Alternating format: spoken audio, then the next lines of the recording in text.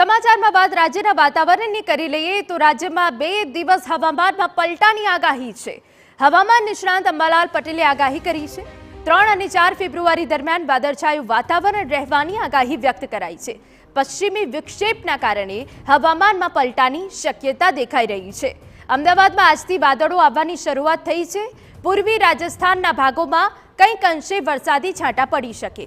સાબરકાંઠા, પંચમહાલ અને ઉત્તર ગુજરાતમાં પણ વરસાદી છાંટા પડી શકે। વાતાવરણ બદલાતા ફરી ઠંડી જોર પકડી શકે।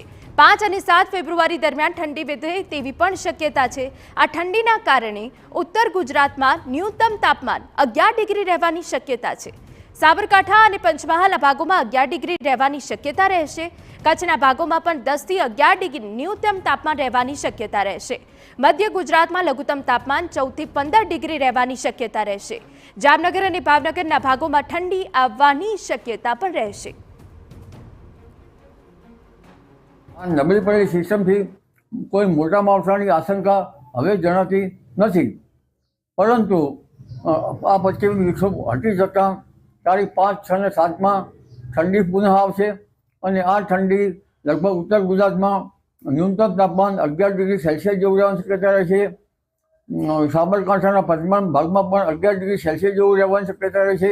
કચ્છના ભાગોમાં પણ લગભગ 10-11 ડિગ્રી સેલ્સિયસ જેવું રહેવાની શક્યતા રહેશે। રાજકોટના ભાગમાં 13 ડિગ્રી સેલ્સિયસ જેવું લઘુત્તમ ઉષ્ણતામાં રહેવાની શક્યતા રહેશે।